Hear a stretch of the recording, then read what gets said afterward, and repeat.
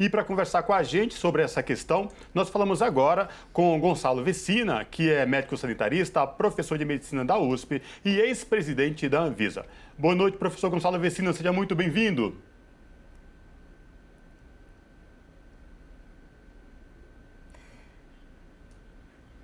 Professor, o senhor está mutado, só clicar aí no...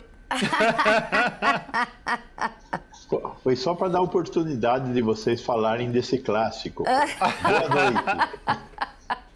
Muito obrigado pelo convite, é um prazer estar com vocês e com os seus espectadores. Prazer é todo nosso, professor. E eu começo com o senhor pedindo para que o senhor faça uma avaliação aí, né, dessas últimas semanas aí da pandemia no Brasil, porque há muito tempo a gente vem avisando para os nossos telespectadores e também ouvintes da Brasil Atual que se medidas concretas e efetivas dos nossos governantes não fossem tomadas, a gente ia ver explosão do número de mortes e o número de infectados. E de fato, como eu falei na minha introdução, a gente nem terminou o mês de abril, é bem provável que a gente chegue antes do final do mês de abril com mais de 400 mil vidas perdidas. Eu queria que o senhor fizesse uma avaliação para a gente. Infelizmente a situação está muito mais grave do que a gente imaginou que ela fosse ficar, né? O número de mortes está crescendo rapidamente. Nós já temos estimativas de chegar em mais de 600 mil mortes em agosto, porque, de fato, nós não estamos vendo nenhum tipo de movimentação no sentido de reduzir a possibilidade de encontro. Então, o que o prefeito de Araraquara fez foi o caminho correto. Agora, precisamos falar que não é vou fazer lockdown, fez lockdown. Não, não foi assim. Foi muito mais complexo. Ele pegou e se reuniu com a sociedade, chamou a associação comercial, a associação de indústrias, chamou as igrejas, chamou todo mundo para conversar, para dizer o que é que tinha que ser feito. Houve discordâncias, brigaram com ele, mas ele sustentou a posição e disse o que ia fazer. Aí, vamos suspender transporte coletivo, porque com transporte coletivo e intermunicipal funcionando, não tem como funcionar esse negócio do lockdown. Agora, como é que suspende transporte coletivo se o trabalhador de saúde tem que ir para a unidade básica, o trabalhador do supermercado, o trabalhador da farmácia? Criou um sistema de transporte para esse pessoal, para eles irem e voltarem do trabalho.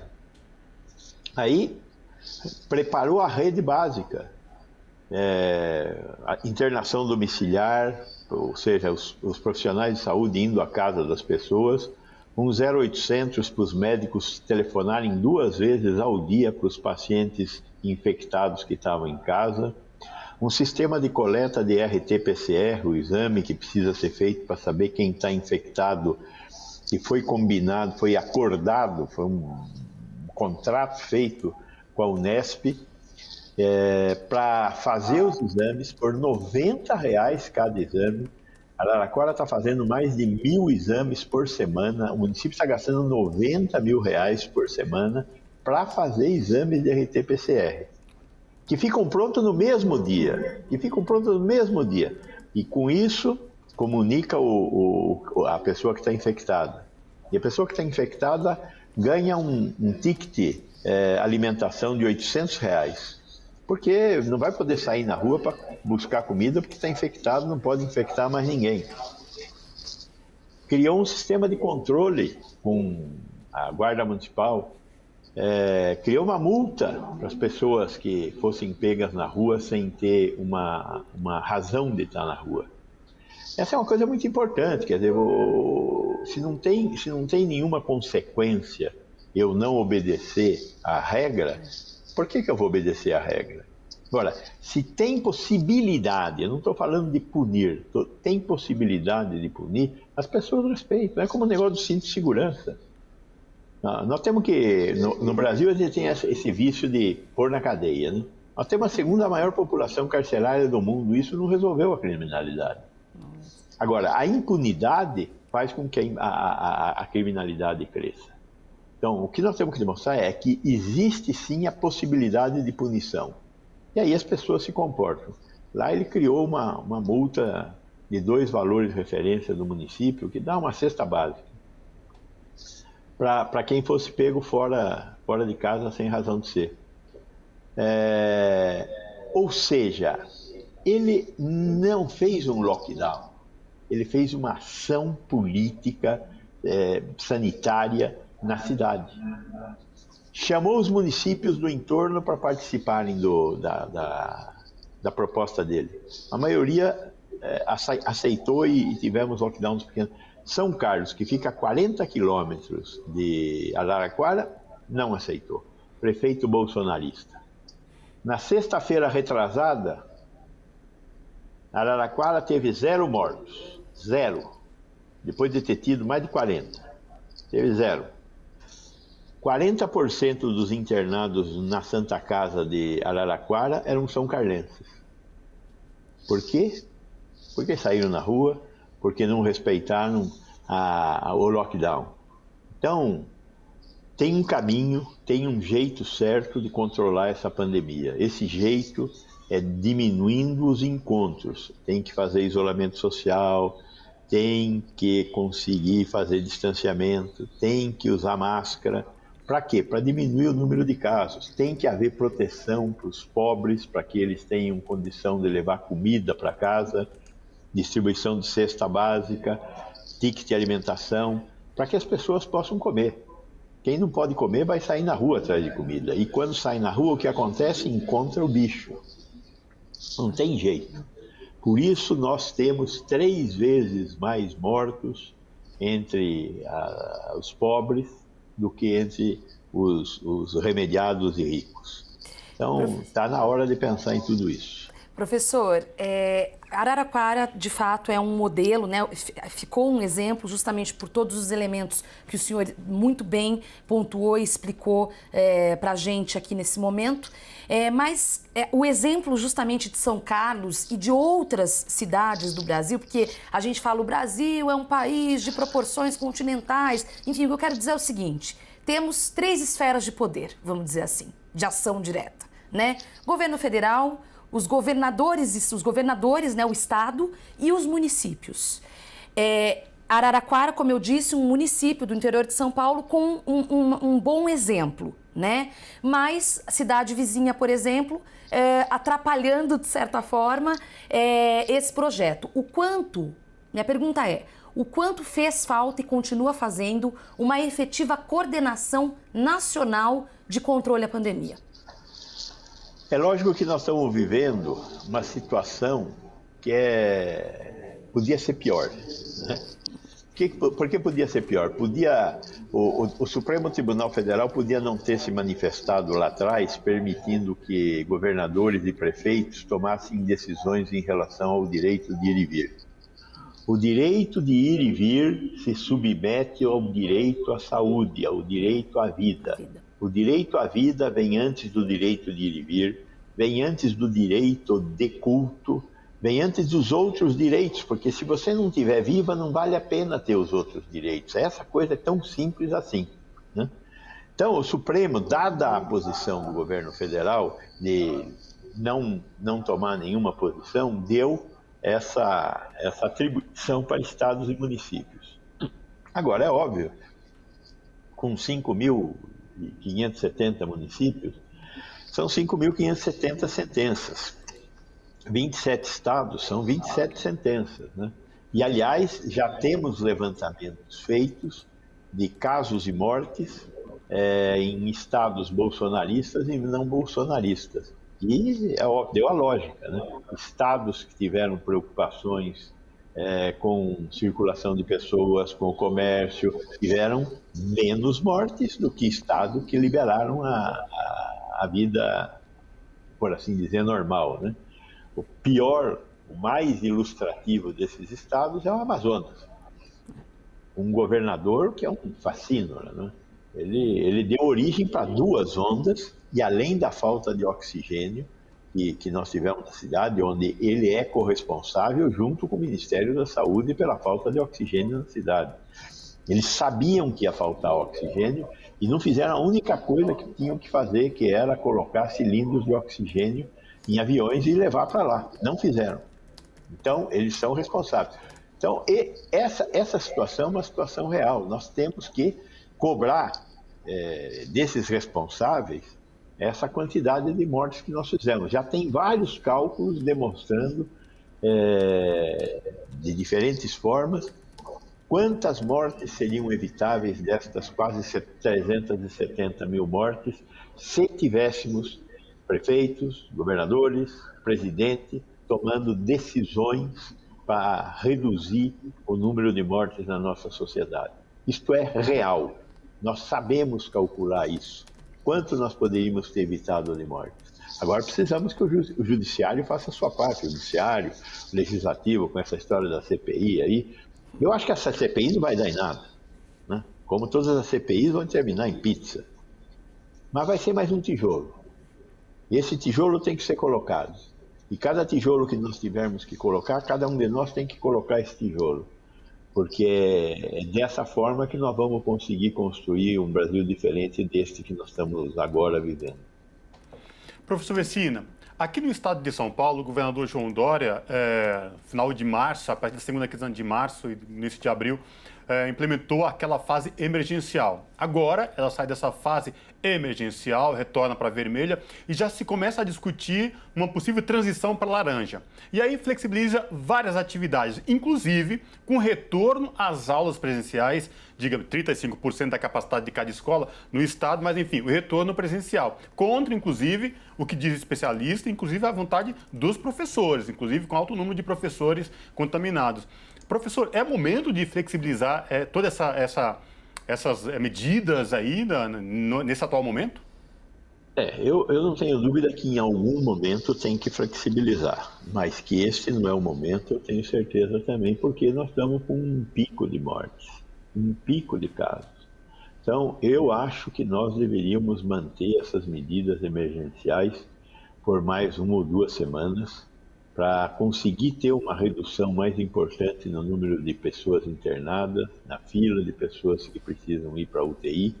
Então, acho que o governador está equivocado. Com certeza vamos ter, não dá para manter tudo fechado desse jeito o tempo todo, mas este momento eu acho que significa perder a oportunidade de conseguir obter o máximo resultado desse distanciamento que a gente conseguiu por esses dias. Não foi grande coisa, né? Quem assiste televisão, quem vê imagens, viu as pessoas na rua se acotovelando, o transporte coletivo.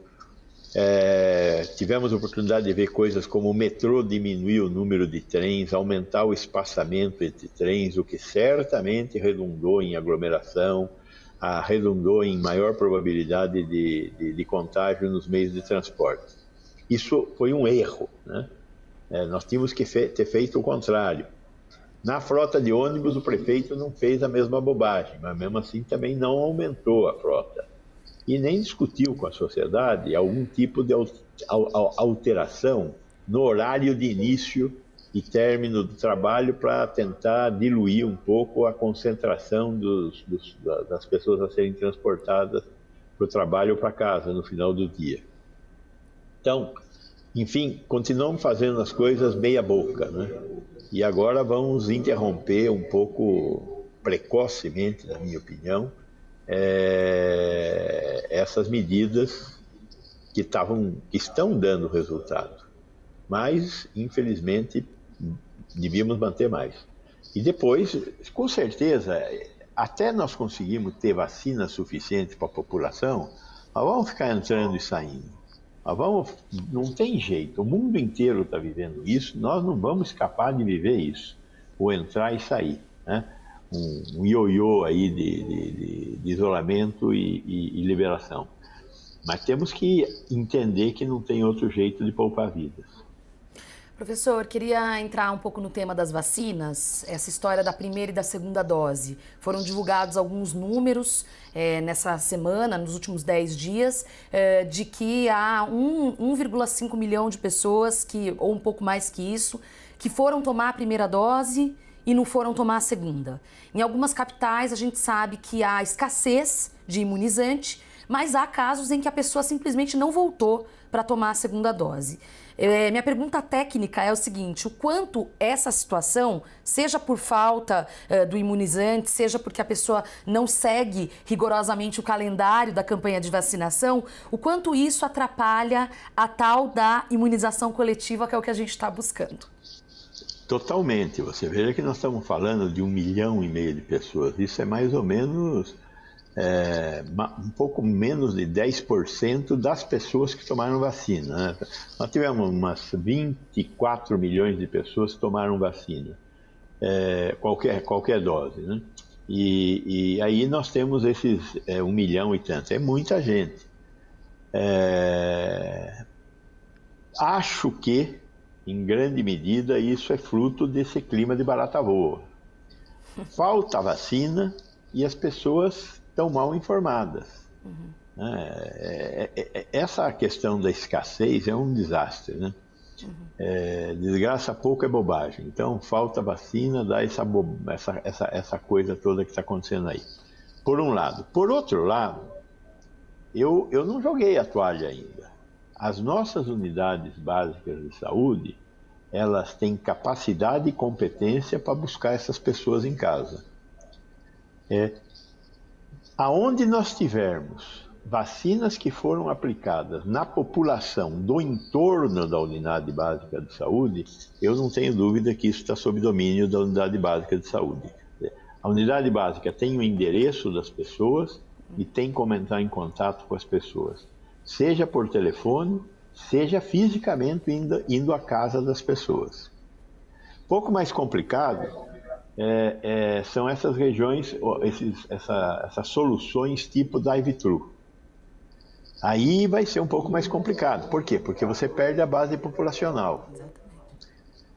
Mas aí se espera que o registro do endereço, do nome, do telefone da pessoa tenha sido feito, né? Porque desde o começo essa possibilidade é uma possibilidade que nós sabíamos que ia acontecer. Daí a importância de ter nome, endereço e telefone de todas as pessoas. Por quê? Porque tem uma segunda dose e o Estado tem que ter a responsabilidade, o Estado no sentido lato, tem que ter a responsabilidade da aplicação dessa segunda dose. O indivíduo não é só ele o responsável. É ele e o Estado que são responsáveis pela aplicação da segunda dose e por a gente conseguir atingir a imunidade coletiva, né? Então, eu acho que aí vai haver uma perda. Só precisamos chegar à conclusão de qual é a perda aceitável, né? Teria que ser a menor possível, mas vai ter uma perda. Agora, a atenção básica tem que sair atrás desse 1,5 milhão de pessoas que não tomaram a segunda dose e fazer com que essas pessoas sejam lembradas para virem tomar a segunda dose. Quem tomou a primeira dose tem na cabeça a perspectiva de tomar a segunda dose, né? O negacionista é quem não toma nenhuma dose, né? Então, quem tomou a primeira dose não é o negacionista, né? Vamos lembrar de novo o espírito aí de Serrana, né? Em Serrana foi oferecida para toda a população a vacinação. Quantas pessoas tomaram as 2 doses da vacina em Serrana, que terminou essa semana a vacinação com a segunda dose? 98% da população da cidade. Então, quantos são os negacionistas? Quando muito, 2%. Vamos pegar a campanha de vacinação da gripe do ano passado. O ano passado, neste período, tivemos a campanha da gripe, né? 80 milhões de doses ficaram prontas e foram distribuídas. Quem era o alvo? Idosos, crianças, gestantes e profissionais de saúde. Qual era o tamanho do alvo? 77 milhões de vacinados. Quantos foram vacinados? 75 milhões de pessoas. Então, esse papo de negacionista é para inglês ver. A maior parte da população não é negacionista. É óbvio que existem os negacionistas, mas eles são um número bem mais reduzido do que a gente tem imaginado. A gente, quando começa a falar de negacionista, acha que metade da população é negacionista, né? A gente pensa lá logo no Nelson Rodrigues, né? Que deve ter muito mais idiotas no mundo do que supõe a nossa vã filosofia. Até pode ser que tenha muito idiota no mundo, mas a maioria deles não são negacionistas. É uma pequena porcentagem que são os idiotas crentes, né? Porque um idiota crente é um negócio terrível, porque esse não percebe que está errando, porque ele acredita que o erro que ele está cometendo é coisa certa. Mas eu acho que a maioria dos negacionistas são negacionistas até serem informados. Na medida em que sejam informados, deixam de ser ignorantes. E aí sobra os negacionistas crentes, aqueles que acreditam na ignorância deles. Essa é uma pequena porcentagem da população. É que eles fazem muito barulho, viu, professor? Esse é o ponto. Concordo com você. Talvez seja isso. É por isso que nós temos que fazer mais barulho, viu? Vocês estão de parabéns. Muito Vamos bom. fazer barulho do nosso lado aqui também. Bem lembrado, professor. Com certeza. E estamos fazendo. Quero agradecer justamente o senhor nos ajudar a fazer esse barulho tão importante aqui no Revista Brasil TVT. Esse foi Gonzalo Vecina, médico sanitarista, professor de medicina da USP e ex-presidente da Anvisa. Sempre um prazer falar com o senhor, professor. Até uma próxima oportunidade.